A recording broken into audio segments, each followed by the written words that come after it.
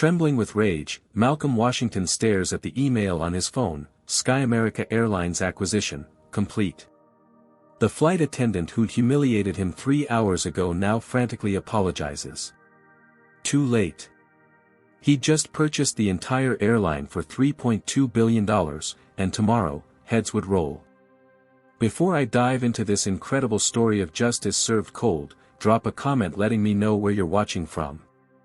Hit that like and subscribe button if you've ever witnessed or experienced discrimination and want to see how one brilliant man turned the tables in the most powerful way possible.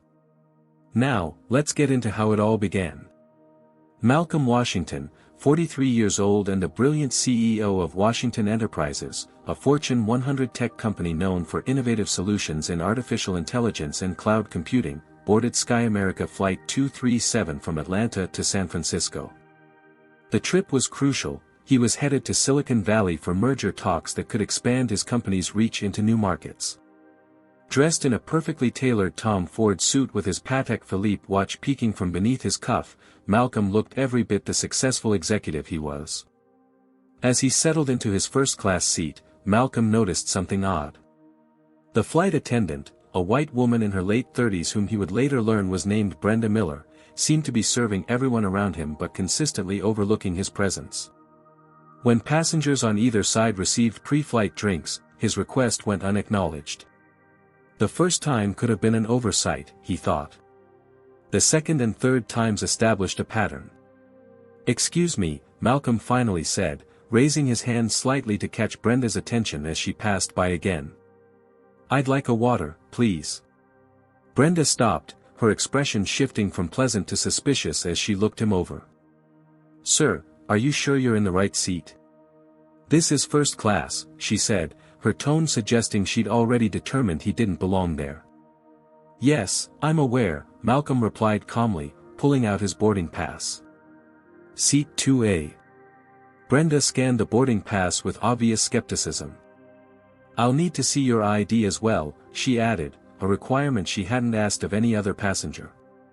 Malcolm handed over his driver's license, maintaining his composure despite the growing knot of frustration in his stomach.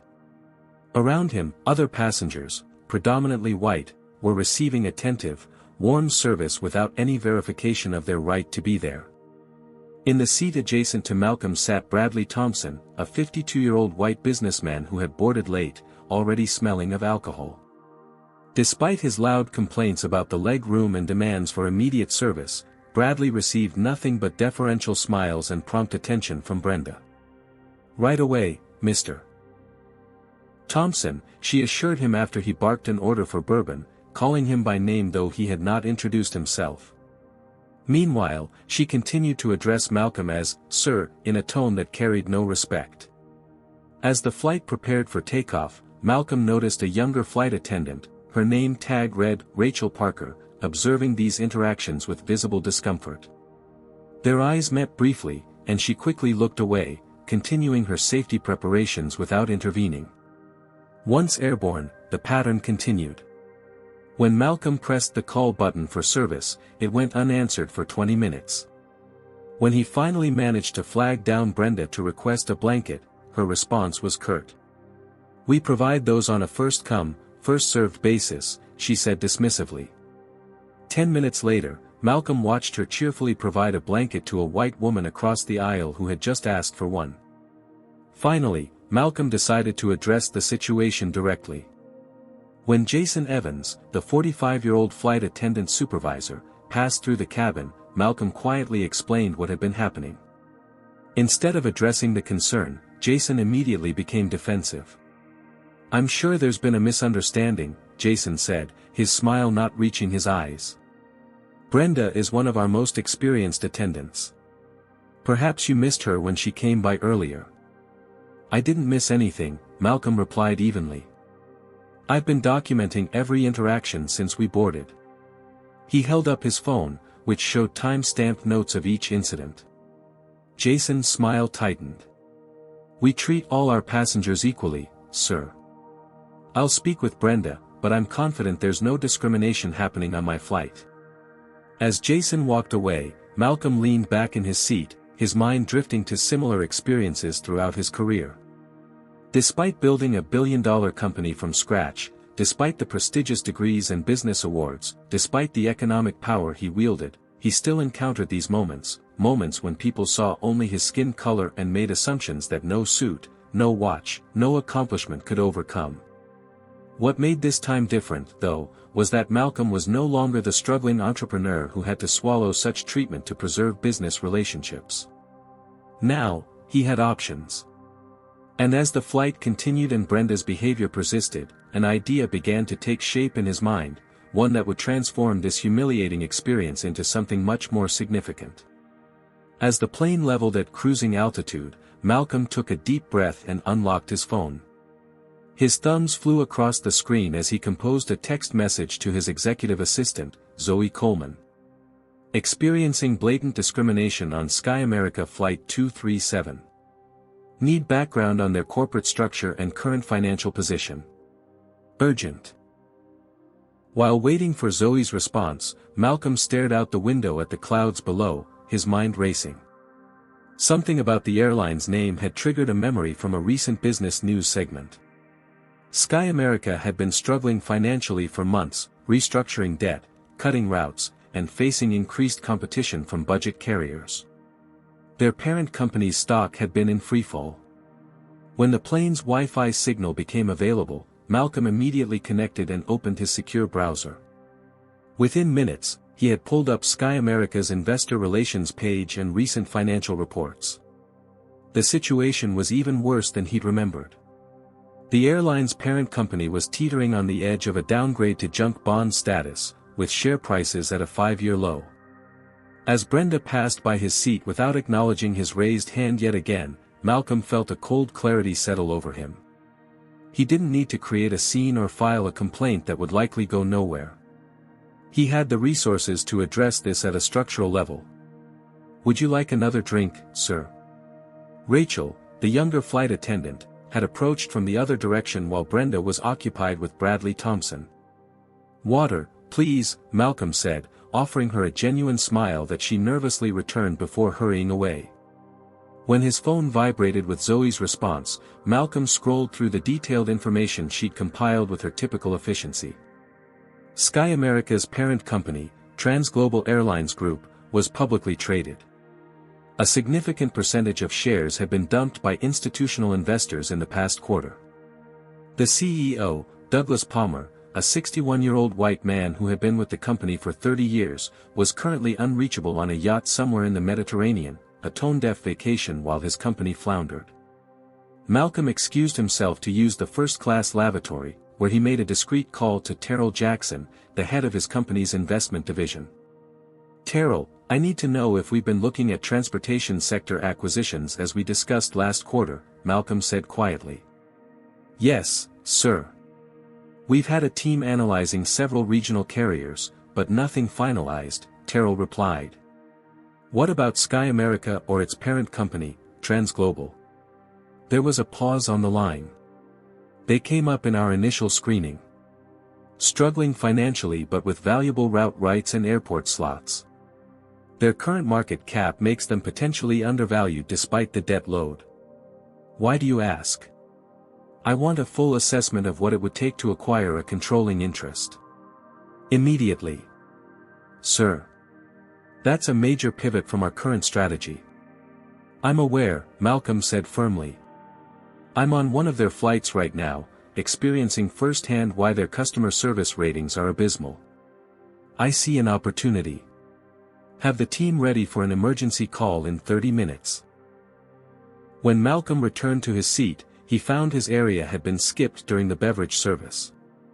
Brenda was now demonstrating a level of attentiveness to Bradley Thompson that bordered on flirtation, laughing at his inappropriate jokes while studiously avoiding Malcolm's section. As the flight continued, Malcolm maintained his calm exterior while his mind and fingers worked furiously. Between emails to his executive team and texts with his legal department, he observed how other staff members seemed to follow Brenda's lead, taking cues from her dismissive treatment of him.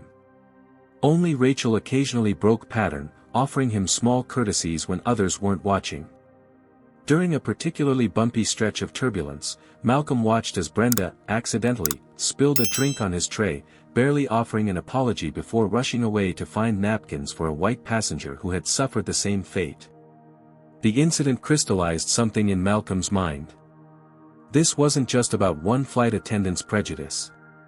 It reflected a company culture where such behavior was tolerated, perhaps even implicitly encouraged by lack of consequences. It connected directly to the failing business model. How could an airline succeed when its employees felt entitled to provide selective service? By the time the flight reached its midpoint, Malcolm had outlined a complete takeover plan. He wasn't just angry anymore, he was resolute. This wasn't the first time he'd faced discrimination, but his response had evolved over the years. Early in his career, he had tried public callouts and formal complaints, only to be labeled difficult or playing the race card. He'd learned that real change came through acquiring power, not just protesting its absence. As the plane began its gradual descent toward the western half of the country, Malcolm's strategy was fully formed. Sky America had made a critical mistake today. They had demonstrated their company's deepest flaws to exactly the wrong person, someone with both the will and the resources to do something about it. While the flight attendants prepared for the meal service, Malcolm initiated the next phase of his plan. He sent a series of carefully worded texts to key board members of Washington enterprises. Most had worked with him for years and trusted his instincts for opportunity. The responses came quickly, confusion at first, then tentative support as he outlined the financial logic behind the move. Legal team standing by, came the message from Elaine Winters, his chief counsel. Documents being prepared for immediate execution. Need confirmation on maximum purchase price. Malcolm's fingers hovered over his phone. This would be the largest spontaneous acquisition he had ever authorized. But something beyond business calculus was driving him now, a deeper conviction that some lessons could only be taught through power. Approved up to $3.5 billion, he replied. Priority is speed and controlling interest. As the financial wheels began turning behind the scenes, Malcolm continued gathering intelligence from his current position. He pulled up news archives on Sky America, searching for patterns beyond their financial troubles. What he found reinforced his assessment: multiple discrimination complaints filed by passengers over the past 5 years, most settled quietly or dismissed. Employee reviews mentioned a toxic culture where reporting problems led to retaliation rather than resolution. Using his company's secure database access, Malcolm discovered something even more telling. Brenda Miller had been the subject of multiple internal complaints from both colleagues and passengers, all of which had been dismissed by management without serious investigation. Jason Evans, the supervisor who had defended her, appeared in several reports as the one who had closed the cases. The picture was becoming clearer. This wasn't just about one bad flight attendant or even a negligent supervisor. Sky America had systematic issues that started at the top. Malcolm turned his attention to building alliances for after the acquisition. A discreet email to Philip Chen, a respected airline industry consultant he'd worked with previously, received an immediate response, available to start Monday. Have been watching Sky America's decline for years. Much potential being wasted under current leadership. While appearing to work on routine business documents, Malcolm was actually creating a comprehensive restructuring plan for the airline. New training protocols, revised service standards, and a zero-tolerance policy for discriminatory behavior would be implemented immediately after the takeover. He outlined a transition team composed of industry veterans who could execute these changes while maintaining operational continuity. Would you like to see our wine selection? Bradley Thompson's loud conversation with Brenda interrupted Malcolm's concentration. The businessman had consumed several drinks already and was becoming increasingly boisterous. Nothing but the best for first class, right? Bradley laughed. Though I'm surprised they even have a first class anymore with the way things are going. Between us, the regional directors got an email yesterday about possible bankruptcy restructuring. Malcolm looked up with interest, adopting an expression of naive curiosity. That sounds serious. Do you work for the airline? Bradley puffed up importantly. Regional executive for the Eastern Division. 20 years with the company. He leaned closer, lowering his voice conspiratorially. Between us, this whole operation's a sinking ship. CEO's off on his yacht while we're trying to keep things afloat. Half the executive team is updating their resumes. That must be challenging, Malcolm sympathized, encouraging the man to continue. What do you think is the core problem? As Bradley launched into a litany of complaints about management decisions and operational issues, Malcolm listened attentively, mentally cataloging the valuable insider information being carelessly shared. The regional executive had no idea he was providing ammunition to the very person who would soon be his boss. Honestly, it's a culture problem, Bradley concluded after several minutes. No accountability. Too much focus on cost-cutting instead of service quality. We used to be the premium choice, now we're just trying to fill seats at any price. Sounds like you've given this a lot of thought, Malcolm said. I imagine with your experience, you must have ideas for turning things around. The flattery worked exactly as intended. For the next 20 minutes, Bradley outlined operational weaknesses, identified problematic executives, and even revealed upcoming route changes that hadn't been publicly announced. Malcolm asked occasional questions that seemed innocent but were precisely targeted to extract maximum useful information. Meanwhile, Rachel, the junior flight attendant, had begun making subtle efforts to provide Malcolm with better service, refilling his water when Brenda wasn't looking and apologetically slipping him an extra dessert. Malcolm noted each of these small acts of courage, recognizing a potential ally in the organizational structure he would soon control. As the plane encountered turbulence halfway through the flight, Malcolm couldn't help but see it as symbolic of the corporate storm he was about to unleash. Passengers clutched their armrests while the captain assured everyone it was just a bit of rough air. Similarly, Sky America's employees had no idea of the seismic change about to rock their company. While the plane bounced through the unstable air, Malcolm finalized his plans with a calm that came from absolute certainty. By the time they reached smooth skies again, the foundation had been laid for one of the most unexpected corporate takeovers in recent business history. 3 hours into the flight, as the plane cruised over the Midwest, Malcolm's phone vibrated with an urgent notification. The stock market had closed for the day, and his team had managed to acquire a significant percentage of Transglobal Airlines Group shares through various investment vehicles and friendly institutional investors. Current position, 32% of outstanding shares secured, read the message from his financial team. Major shareholders being approached for remaining needed stake. Board calling emergency meeting but cannot block in time. Do you believe Malcolm is justified in purchasing an entire airline over this discrimination incident? Comment 1 if you think his response is appropriate, or 2 if you think it's an overreaction. Don't forget to like and subscribe to our channel for more incredible true stories of power moves and justice served. Now, what do you think will happen when the airline staff discovers who their new boss is? Let's continue with Malcolm's master plan. Malcolm's thumbs moved rapidly across his phone screen as he authorized the final steps. His expression remained neutral, betraying none of the momentous decisions being executed through his text messages and emails. Proceed with offer to remaining major shareholders. Authorized ceiling $3.2 billion total purchase price.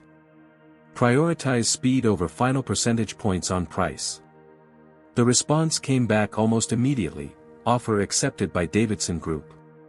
Combined with previous purchases, we now control 51.4% of voting shares. Legal team finalizing documents. Malcolm allowed himself a small, satisfied exhale. He glanced at his watch, less than 2 hours remained in the flight, and he had just become the de facto owner of the entire airline. As the reality of what he had accomplished settled in, he felt not elation but a profound sense of responsibility. This had begun as a reaction to discrimination, but it had evolved into something more significant, an opportunity to transform a failing company with a toxic culture. The plane banked slightly to the left as it adjusted its route. Outside Malcolm's window, the landscape below had changed from the lush green of the eastern states to the browns and tans of the western plains. Similarly, his own position had transformed during this flight from disrespected passenger to corporate owner. As Malcolm waited for final confirmation, the cabin crew began preparation for the second beverage service. Market notifications started appearing on some passengers' phones, business news alerts about unusual trading volume in Transglobal Airlines Group stock and rumors of a potential takeover. Bradley Thompson's phone buzzed repeatedly. His face, already flushed from alcohol, turned a deeper shade of red as he read whatever messages were coming through. He looked around the cabin frantically, as if expecting to see the cause of his apparent distress among his fellow passengers. "Everything all right?" Malcolm asked casually. "Corporate situation," Bradley muttered, sweat beading on his forehead. "Something's happening with our stock. Nobody seems to know what's going on." "Sounds stressful," Malcolm commented mildly. "I'm sure it will all become clear soon." Just then, Malcolm's phone lit up with the message he had been waiting for: Sky America Airlines acquisition, complete. Legal documentation executed. Press release drafted for your approval. Effective immediately, you control the company. A wave of emotion passed through Malcolm, not triumph, but a complex mixture of vindication, determination, and the weight of knowing that thousands of employees' livelihoods now depended on his decisions. He had originally acted from a place of righteous anger, but now he needed to lead from wisdom.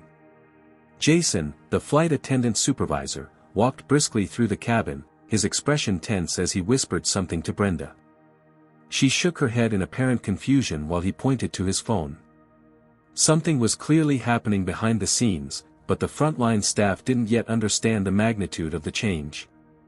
Rachel noticed the shift in dynamics too. During her next pass through the cabin, she paused momentarily near Malcolm, her expression curious as she observed his calm demeanor amid the growing tension among her colleagues. Malcolm began drafting a company-wide memo that would go out the moment the plane landed. To all Sky America employees. Today marks the beginning of a new chapter for our airline. Washington Enterprises has acquired a controlling interest in Transglobal Airlines Group with immediate effect. This acquisition reflects our belief in the potential of Sky America to once again become an industry leader in both service quality and operational excellence. In the coming days, you will receive detailed information about our vision for the company's future. For now, please continue serving our customers to the best of your ability, recognizing that each interaction reflects our collective commitment to excellence and equality. Change can be challenging, but I believe the Sky America team has the talent and dedication needed to transform this airline into the carrier of choice for all passengers, regardless of who they are. Sincerely, Malcolm Washington, CEO, Washington Enterprises. As he reviewed the message, Malcolm reflected on previous occasions when he had been underestimated throughout his career. The venture capitalists who had refused to fund his startup because they couldn't see someone like him successfully leading a tech company. The executive who had assumed he was part of the catering staff at his first board meeting. The country club membership that had been mysteriously closed when he applied. Each time, he had channeled the frustration into determination, building his company higher and stronger rather than allowing himself to be diminished. This situation was following the same pattern, but at a scale that even he found somewhat staggering. Malcolm checked social media and business news sites. Word was spreading rapidly about the mystery buyer of Transglobal Airlines Group. Speculation ranged wildly, with most analysts suggesting it must be a larger competitor or private equity firm looking to strip the company's assets. No one had yet connected the dots to Malcolm or Washington Enterprises. For a moment, Malcolm wondered whether Bradley would make the connection. The regional executive was still frantically texting and making whispered phone calls, his face growing increasingly distressed. But Bradley had never really seen Malcolm, had never bothered to learn his name or notice his presence beyond a competitor for the flight attendant's attention. That blindness would now come with consequences. As the captain announced they were beginning their initial descent into San Francisco, Malcolm felt the weight of the email on his phone, confirmation of his new status as owner of the very airline that had discriminated against him hours earlier. The timing couldn't have been more perfect. By the time they landed, everything would be in place for what came next. The announcement chimed through the cabin, "Flight attendants, prepare for landing." Outside the windows, the sprawling Bay Area came into view as Flight 237 began its final approach to San Francisco International Airport. Bradley Thompson's phone had been buzzing non-stop for the past 20 minutes. His earlier bravado had evaporated, replaced by visible panic as he frantically typed responses to what appeared to be an endless stream of crisis messages. Sweat dampened his collar, and his hands trembled slightly as he fumbled with his device. "Quite busy suddenly," Malcolm observed casually. "Corporate situation," Bradley replied tersely, not bothering to look up. "Major shareholder movement. Nobody knows who's behind it." Malcolm nodded sympathetically. Markets can be unpredictable. Throughout the cabin, an unusual tension had developed among the crew. Jason moved through the first-class section checking seat belts, his earlier confidence replaced by distracted concern. He whispered something to Brenda as he passed her station, causing her to glance nervously at her own phone before continuing her preparations. Malcolm remained perfectly composed, reviewing acquisition documents on his tablet while occasionally glancing out the window at the approaching California coastline. He had just executed a $3.2 billion deal from an airplane seat, a testament to both modern technology and his company's extraordinary efficiency. His phone vibrated with a new message: "Airport officials notified of VIP arrival. Executive team awaiting at terminal. Press presence confirmed." Malcolm had not requested this reception, but his PR team had apparently decided to capitalize on the moment. It was a sound strategic decision. The visual of the new owner stepping off the very plane where he had experienced discrimination would create a powerful narrative. As the aircraft descended through 10,000 feet, Malcolm deliberately removed his business card from his wallet and placed it on his tray table while reaching for his water. When Brenda passed by to collect final items before landing, her eyes flickered over the card: Washington Enterprises, Malcolm Washington, Chief Executive Officer, but the name clearly didn't register any significance. "Sir, I'll need to take that cup," she said with the same dismissive tone she'd used throughout the flight, barely making eye contact. "Of course," Malcolm replied, handing it to her. "And I'd like to speak with your customer service team when we land." Brenda's expression tightened with annoyance. "If you have a complaint, there's a form available on the website," she said before moving on to fawn over Bradley, who was now too distracted to acknowledge her attention. Rachel, collecting items from the opposite aisle, had a different reaction. Her eyes widened slightly as she glanced at Malcolm's business card, then back at his face with new recognition. Malcolm had been featured in numerous business publications over the years, his name and face were well known in financial circles. Rachel quickly averted her gaze, but not before Malcolm noticed her connecting the dots. "Please ensure your seat backs and tray tables are in their upright and locked positions," Jason announced mechanically, his mind clearly elsewhere as the plane continued its descent. The wheels touched down with a screech of rubber against concrete, and the thrust reversers roared as the aircraft began slowing on the runway. Bradley immediately turned his phone back on despite the standing instructions to wait until reaching the gate. "No, I don't know anything yet," he hissed into the phone. "Some tech company called Washington something." "What? The Washington guy? That's not possible." Bradley's head snapped up, his eyes darting to Malcolm with sudden horrified recognition. Malcolm met his gaze calmly, offering a small nod of acknowledgement. As the plane taxied to the gate, Malcolm received a final confirmation email with the subject line, "Acquisition complete, welcome to your airline." The documents attached included the formal transfer of controlling interest, initial regulatory filings, and a press release ready for distribution. Through the windows, Malcolm could see an unusual reception gathering at the gate, his executive team standing alongside airport officials and what appeared to be news cameras. Word had spread faster than even he had anticipated. Malcolm straightened his tie and gathered his belongings, preparing for the moment of revelation. Bradley was now openly staring at him, phone forgotten in his hand, his expression a mixture of shock and dawning fear. "You're Malcolm Washington," Bradley finally said, his voice barely audible over the aircraft's engines. The Malcolm Washington. Yes, Malcolm confirmed simply. And you just bought our airline. It wasn't a question. I did. Bradley's attempt to recover was almost pitiful. I had no idea we had someone of your stature on board, he said, offering his hand. Bradley Thompson, Regional Executive for the Eastern Division. If I had known. That's rather the point, isn't it? Malcolm said quietly, leaving Bradley's hand unshaken.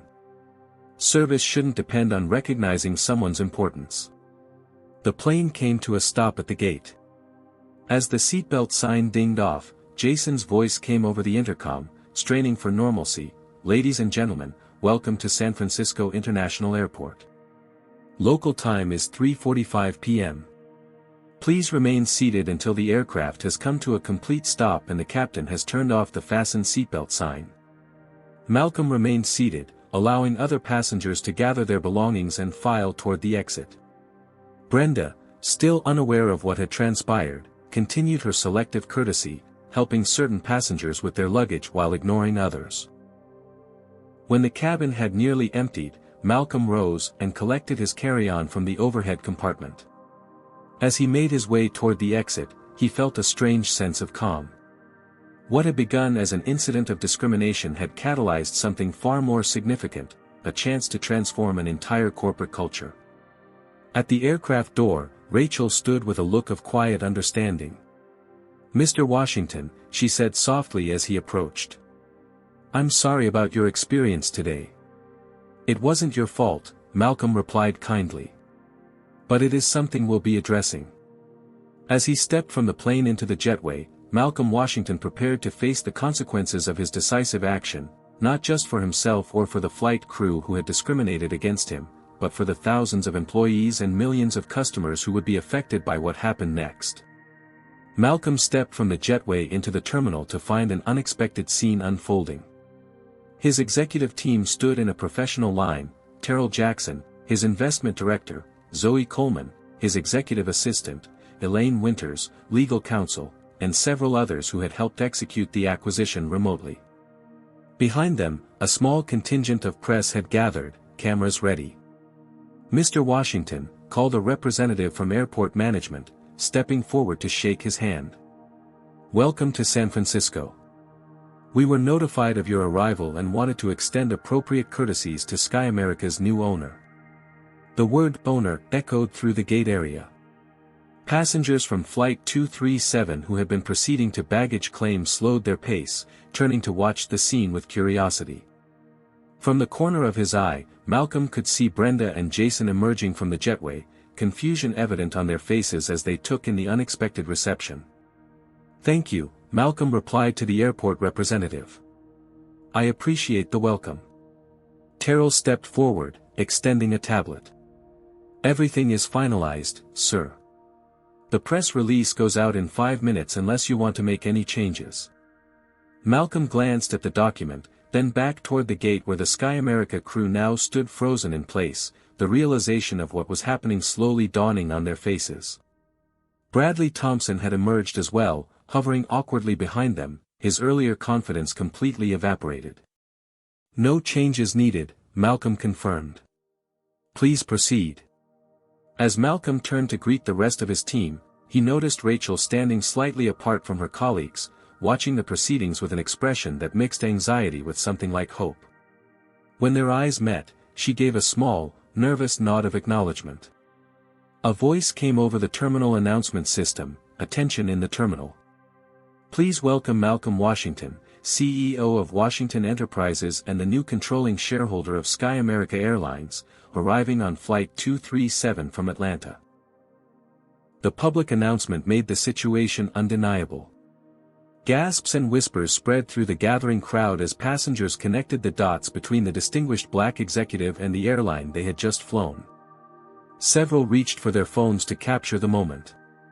Bradley Thompson suddenly sprang forward, pushing past Jason and Brenda to approach Malcolm with an outstretched hand and an ingratiating smile. "Mr. Washington." "Bradley Thompson, Regional Executive, Eastern Division," he announced loudly, as if they hadn't spent the last 4 hours seated next to each other. I've been an admirer of your work for years. If I had realized who you were on the flight, I would have made sure you received the VIP treatment you deserve. Malcolm regarded him coolly. That's precisely the problem, Mr. Thompson. Every passenger deserves respectful service, not just those you deem important. Bradley's smile faltered as he registered the implicit rebuke. Before he could respond, Rachel approached cautiously. Mr. Washington, she said quietly. May I speak with you for a moment? Malcolm nodded, stepping slightly away from the group with her. I want to apologize for what happened on the flight, Rachel said, her voice low but steady. I noticed the way you were being treated, and I should have done more to intervene. I was afraid of retaliation, Malcolm finished for her. I understand. That's exactly the kind of culture we're going to change. Relief washed over Rachel's face. Thank you. There are many good people working for this airline who want to do better but haven't had the leadership to support them. Malcolm nodded thoughtfully. I'd like to hear more about that perspective. Perhaps you could help us understand where the problems lie. Their conversation was interrupted by a flurry of activity at the gate. Brenda had finally processed what was happening and was approaching with Jason close behind, her earlier dismissive attitude replaced by a desperate attempt at damage control. Mr. Washington, she began, her voice syrupy with forced warmth. Welcome to San Francisco. I hope you enjoyed your flight with us today. The contrast between her current demeanor and her behavior throughout the flight was so stark it was almost comical.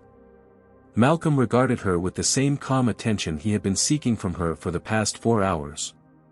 Actually, Ms. Miller, he replied, addressing her by the name on her badge for the first time, my experience today was deeply disappointing. The discriminatory treatment I received will be addressed as part of the larger cultural changes coming to this airline. Brenda's smile froze. There must be some misunderstanding. There's no misunderstanding, Malcolm interrupted, his voice firm but controlled. I documented every interaction from the moment I boarded. He held up his phone. Every time I was overlooked while other passengers received prompt service. Every time my requests were ignored or dismissed. Every time you questioned my presence in first class when you made no such inquiries of other passengers.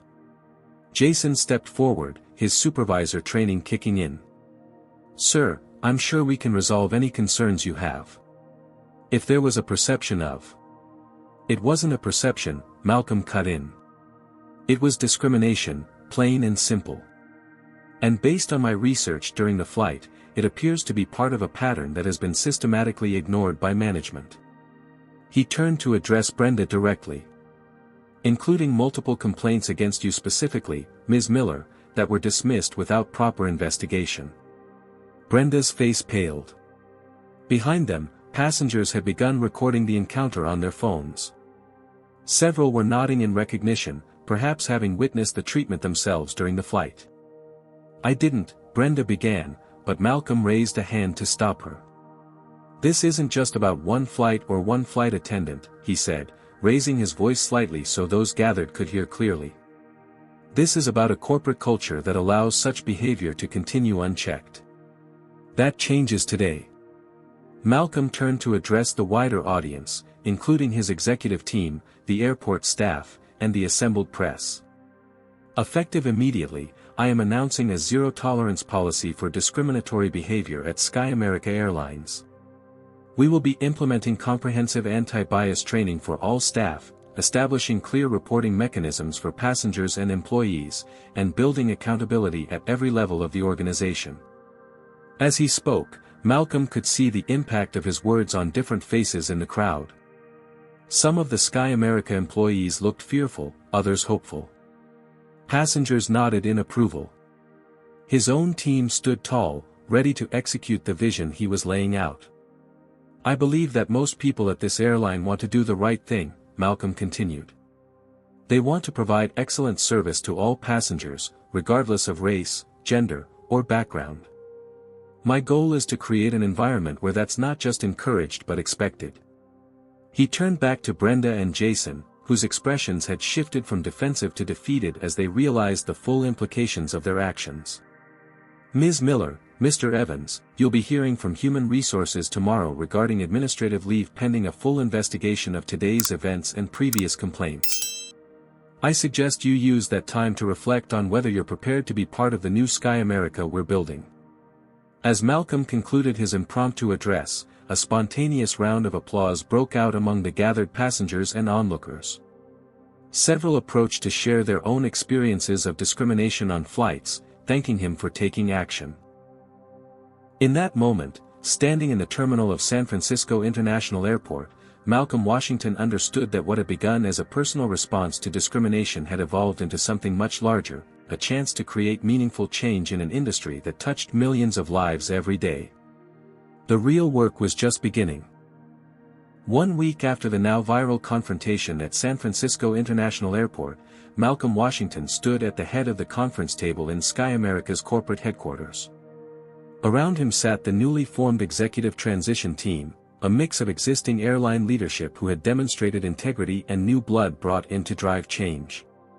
"The preliminary audit results are worse than we anticipated," reported Dana Mitchell, the respected airline industry consultant Malcolm had brought in to lead the organizational assessment.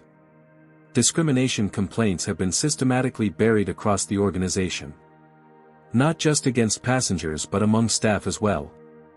Malcolm nodded grimly, reviewing the data displayed on the screen. "Show me the pattern analysis." Dana clicked to the next slide, revealing a disturbing clustering of incidents. "As you can see, complaints spike around certain teams and routes. The Atlanta-based crew that served your flight had one of the highest rates of passenger complaints, particularly from minority travelers." The room fell silent as the implications sank in. This wasn't a case of a few bad apples, it was evidence of systemic issues that had been allowed to fester under the previous leadership. "What about Jason Evans and Brenda Miller?" asked Terrell Jackson. "Both are on administrative leave pending investigation," replied Elaine Winters, reviewing her notes. "The HR files we've recovered show multiple complaints against both of them over the years. All dismissed without substantive investigation by the same regional director." "Bradley Thompson," Malcolm supplied, remembering the nervous executive from the flight. "Exactly," Elaine confirmed. "Mr. Thompson appears to have been protecting certain employees while ignoring legitimate concerns from both passengers and staff. His own record shows similar patterns of behavior."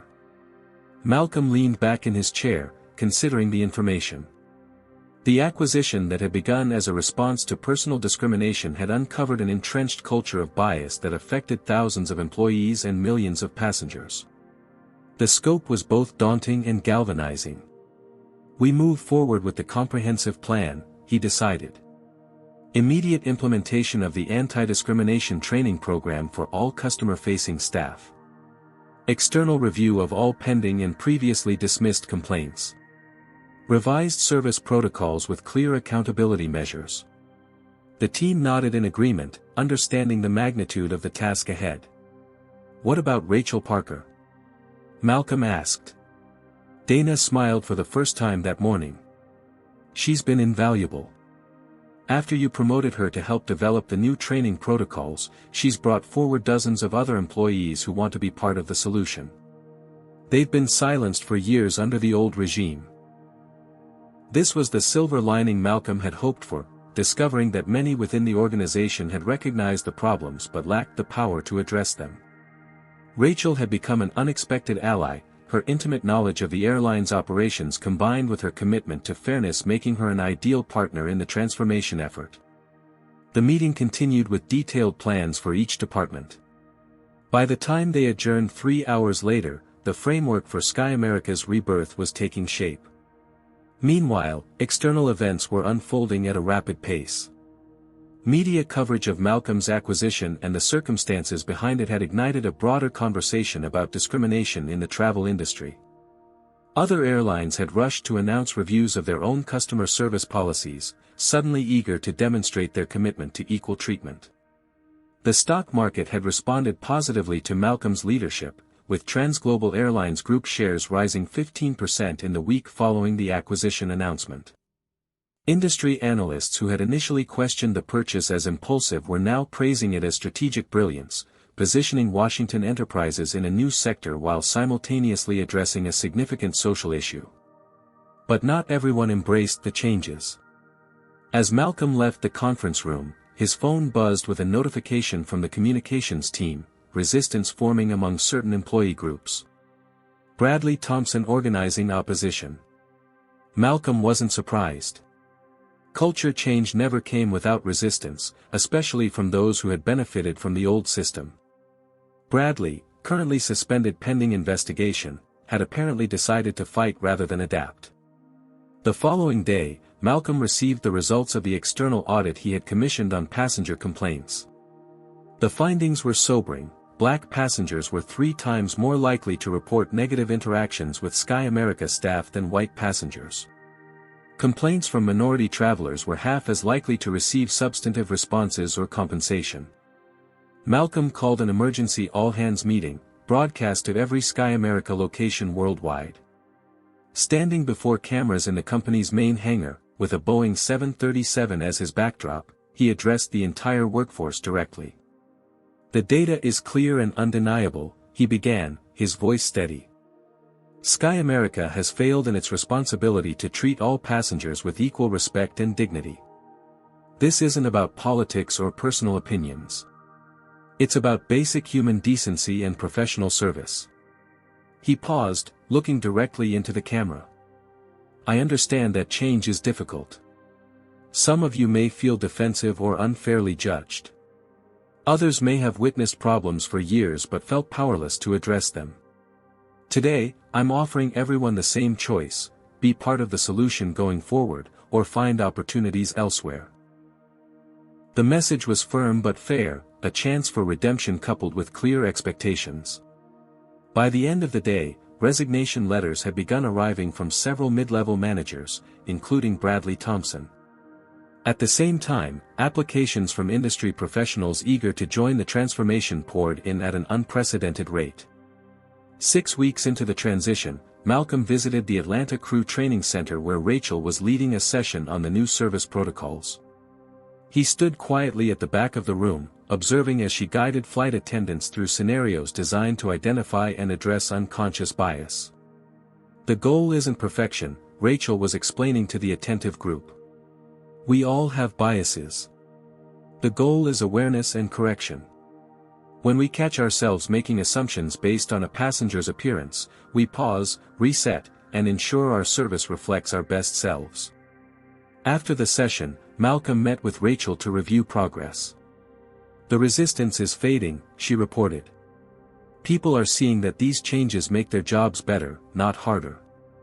We're getting positive feedback from crews who say the new approach actually reduces their stress." "And Brenda?" Malcolm asked. Rachel's expression turned serious. "The investigation confirmed multiple instances of discriminatory behavior. HR is processing her termination today, along with Jason and several others who refused to acknowledge the problem." Malcolm nodded, feeling no satisfaction at the outcome but recognizing its necessity. "And the severance packages for those willing to leave voluntarily?" "Being well received," Rachel confirmed. "Many are taking the opportunity for a fresh start elsewhere, which is better for everyone." The transformation continued over the following months. New hiring practices dramatically diversified the workforce. The comprehensive anti-discrimination training program became mandatory for all employees, from baggage handlers to the boardroom. Customer satisfaction scores, which had plummeted under the previous management, began a steady climb. Most significantly, Malcolm implemented a system where customer complaints of discrimination triggered automatic review by an independent committee rather than being handled internally by the same managers who might be implicated. The policy set a new standard that competitors scrambled to match. 8 months after the acquisition, Malcolm received an unexpected email from an industry association announcing that Sky America, soon to be rebranded as Equus Airlines, had been nominated for the Aviation Equality Award, recognizing companies that demonstrated exceptional commitment to fair treatment of all passengers. As he prepared for the award ceremony, Malcolm reflected on the journey that had begun with a simple request for water on a flight from Atlanta. What had started as a personal response to discrimination had evolved into one of the most significant cultural transformations in the industry's history. The real victory, though, wasn't in awards or recognition. It was in the thousands of passengers who now received respectful, attentive service regardless of their appearance. It was in the employees who could now report problems without fear of retaliation. And it was in the message sent to corporate America: discrimination wasn't just morally wrong, it was bad business. 6 months after Malcolm Washington's acquisition, Sky America Airlines officially ceased to exist. In its place stood Equus Airlines, the name derived from the Latin word for equality. The rebranding wasn't merely cosmetic, it represented the culmination of the most comprehensive transformation in the company's history. At the unveiling ceremony for the new aircraft livery, sleek jets painted in deep blue with a stylized equal sign incorporated into the design, Malcolm stood alongside Rachel Parker, now Executive Vice President of Customer Experience, as they addressed the assembled employees and press. "Today marks not just a new name, but a new commitment," Rachel declared, her confidence having grown enormously in her leadership role. Equus Airlines stands for equal treatment, equal opportunity, and equally exceptional service for every passenger on every flight. The journey to this moment had not been smooth. The investigation into Brenda Miller and Jason Evans had concluded with their termination, along with several executives who had enabled or covered up discriminatory practices. Bradley Thompson had resigned before his investigation concluded, subsequently filing a lawsuit claiming unfair treatment that was quickly dismissed when evidence of his own misconduct became public. The aviation industry had watched the transformation with intense interest. Initially, competitors had viewed Malcolm's acquisition as an impulsive response to personal mistreatment. Now, they scrambled to implement similar diversity initiatives as Equus Airlines' customer satisfaction scores soared and market share steadily increased. The numbers speak for themselves, Malcolm noted in his address to shareholders that quarter. Revenue up 17%. Customer complaints down 62%. Employee turnover reduced by half. This isn't just about doing the right thing morally, though that would be reason enough. It's about building a sustainable business model based on respect, excellence, and inclusion. The most remarkable aspect of the transformation had been the emergence of leaders from within the organization who had previously been sidelined. Rachel was the most prominent example, but throughout the company, employees who had been overlooked or marginalized under the old regime were now driving innovation and improvement. The talent was always there, Malcolm explained during an interview with Business Week. It just wasn't being recognized or utilized. When we removed the barriers and created genuine equal opportunity, exceptional people stepped forward. Not everyone had embraced the new direction. About 20% of the original workforce had departed, either through termination for discriminatory behavior or voluntary resignation. They had been replaced by a diverse wave of new hires, bringing fresh perspectives and enthusiasm to the company. The industry took notice when Malcolm received the prestigious Aviation Leadership Award for Corporate Transformation. In his acceptance speech, he emphasized that the changes at Equus weren't just about addressing past wrongs but creating a new standard for the future. "What happened to me on that flight was not unique," he told the audience of industry executives. "The only unusual aspect was that I had the resources to do something about it. Our responsibility now is to ensure that every passenger receives respectful service, regardless of their appearance, background, or economic power." The speech received a standing ovation, but Malcolm knew that applause was easy, sustained change was the real challenge. To that end, he had established the Transportation Equity Initiative, an independent organization funded by Equus but operating autonomously to monitor and report on discrimination across the entire travel industry. 9 months into the transformation, Malcolm received an unexpected email. It was from Brenda Miller, the former flight attendant whose discriminatory treatment had catalyzed the entire chain of events. "Mr. Washington," she wrote. "After months of anger and denial, I've come to recognize the truth about my behavior and its impact. The anti-bias training I'm now receiving at my entry-level position with another carrier has opened my eyes to patterns I never acknowledged. I don't expect or deserve forgiveness, but I wanted you to know that your actions forced me to confront uncomfortable truths about myself, and I'm working to become better." Malcolm shared the email with Rachel during their weekly strategy meeting. "That's unexpected," Rachel said after reading it. "Do you think she's sincere?" "I hope so," Malcolm replied thoughtfully. The goal was never punishment for its own sake. It was about creating change, both institutional and personal. The personal transformations proved as significant as the corporate ones. Former employees who had embraced the new direction reported carrying those principles to their subsequent positions. Current staff described the relief of working in an environment where professionalism and fairness were consistently rewarded. Industry publications that had initially characterized Malcolm's acquisition as an emotional overreaction now praised it as a masterclass in corporate governance and social responsibility. Harvard Business School developed a case study on the transformation, highlighting how addressing discrimination had created measurable business advantages. The Washington Method, as it came to be known, emphasized that diversity and inclusion weren't charitable add-ons but essential components of business success in the 21st century. Companies across sectors began examining their own practices, recognizing that the kind of discrimination Malcolm had experienced represented not just moral failures but business liabilities. 1 year after the acquisition, Equus Airline's valuation had doubled. The carrier that had been on the brink of bankruptcy under its previous management was now an industry leader, with expansion plans for new routes and aircraft. To honor this success while ensuring its principles endured, Malcolm established the Equus Scholarship Program, providing education and career opportunities for minority students interested in aviation. The program included mentorship from company executives and guaranteed internships, creating a pipeline of diverse talent for the future. "This was never about one flight or one airline," Malcolm explained during the scholarship launch. "It was about addressing patterns that have persisted too long across too many industries." The transformation at Equus proves that change is possible when we have the courage to demand it and the commitment to implement it. As Malcolm prepared for the company's first anniversary under its new name, he reflected on how far they had come and the distance yet to travel. What had begun as a response to personal discrimination had evolved into a movement with implications far beyond one company or industry.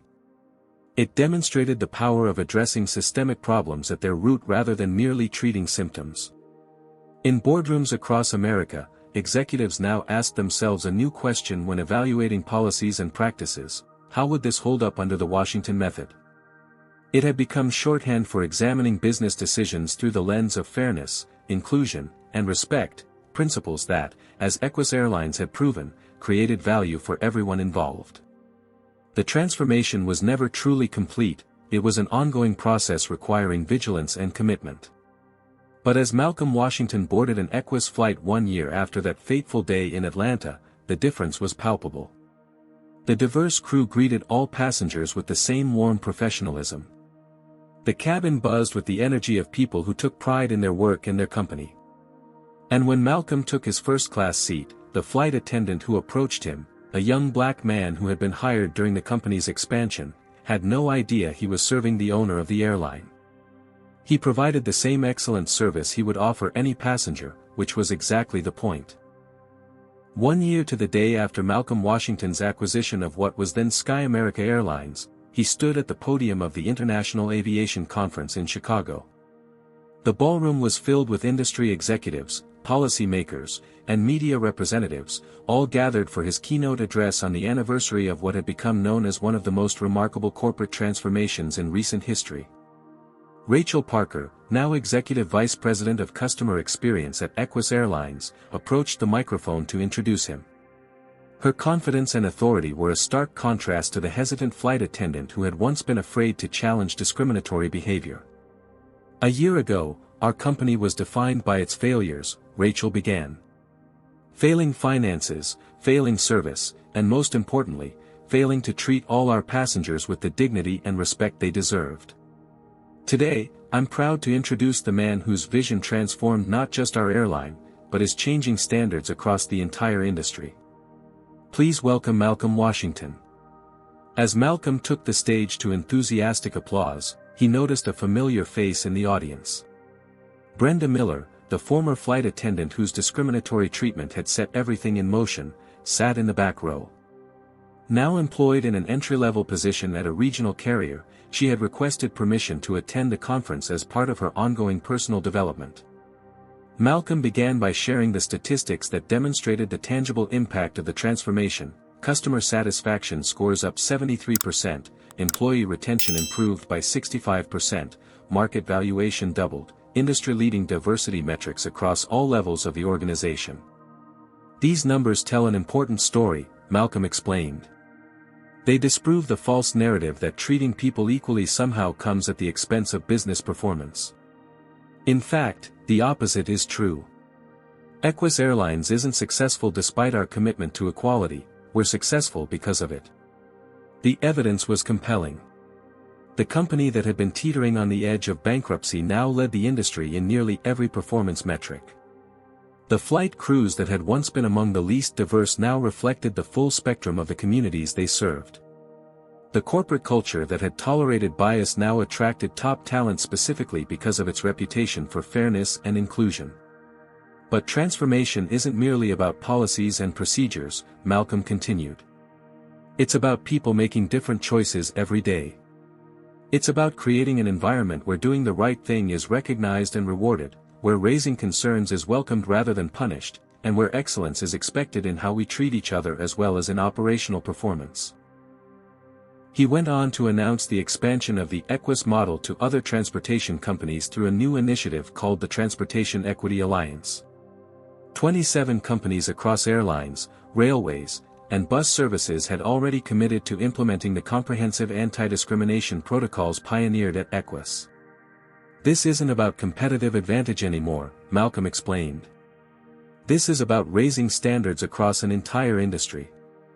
Discrimination shouldn't simply be shifted from one carrier to another, it should be eliminated everywhere." The announcement received a standing ovation.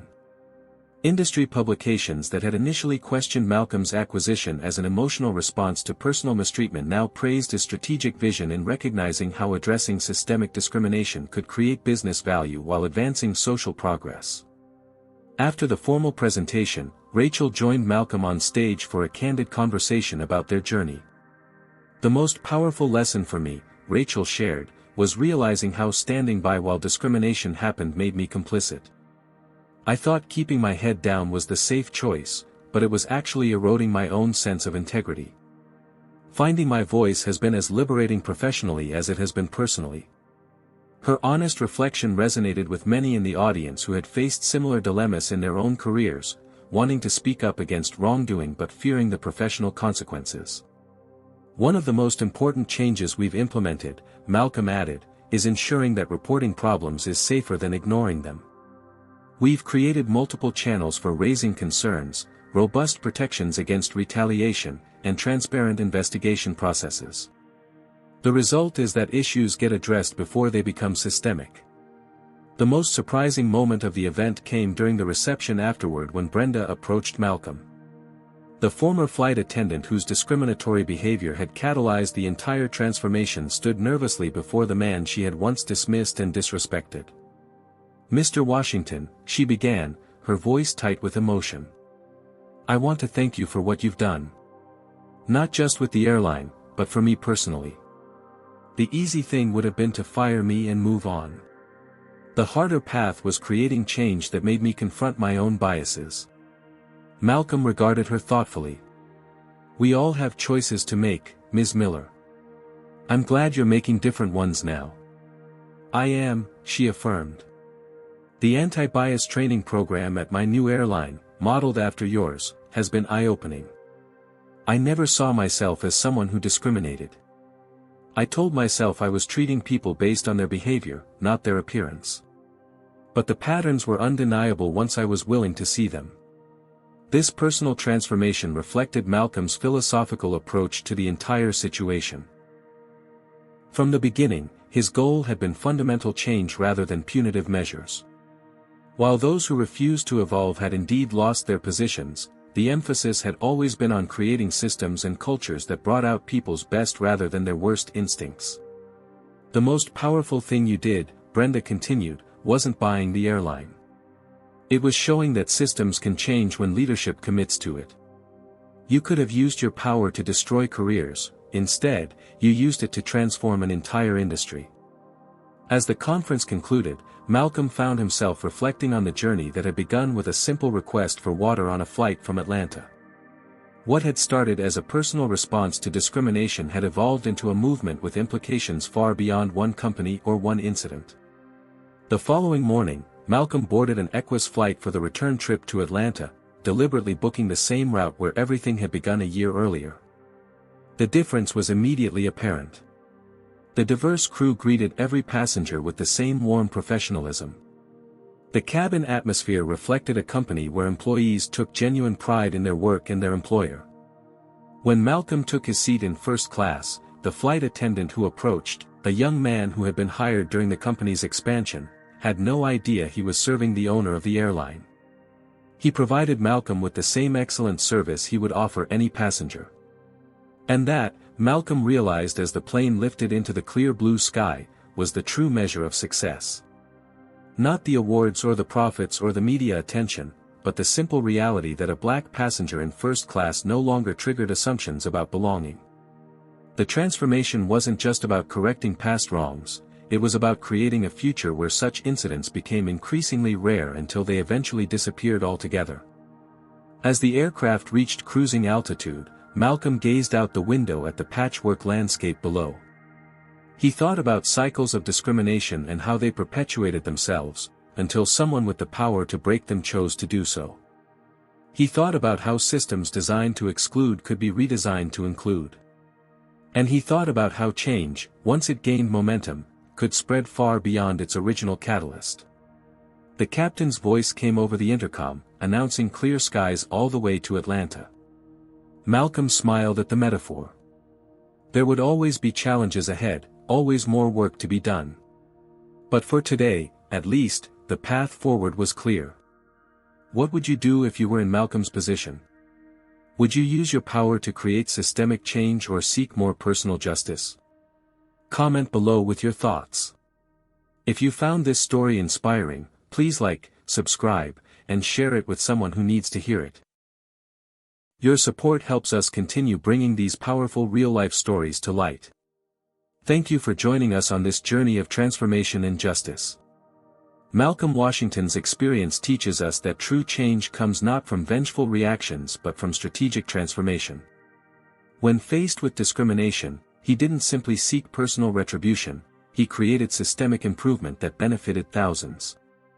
The story illustrates that power, when wielded wisely, can break cycles of prejudice rather than perpetuating them. Malcolm recognized that discrimination often stems from entrenched cultural problems requiring comprehensive solutions. By addressing root causes rather than symptoms, his response created lasting impact far beyond one incident. The transformation of Sky America into Equus Airlines demonstrates how diversity and inclusion aren't just moral imperatives but business advantages. Most importantly, Malcolm's approach shows that justice doesn't always mean punishment, sometimes it means creating opportunities for growth, redemption, and fundamental change that elevates everyone involved. What would you do if you had Malcolm's resources when facing discrimination? Would you seek immediate justice or work toward systemic change? Share your thoughts in the comments below. If you've ever experienced or witnessed discrimination in travel or other services, tell us your story and how you responded. Has Malcolm's approach changed your perspective on addressing bias? Drop a like if this story inspired you, and subscribe to our channel for more powerful true stories about overcoming adversity and creating positive change in the world. Don't forget to share this video with someone who needs a reminder that they have the power to transform unfair situations. Thank you for watching, and remember, sometimes the most powerful response to injustice isn't revenge, it's positive transformation.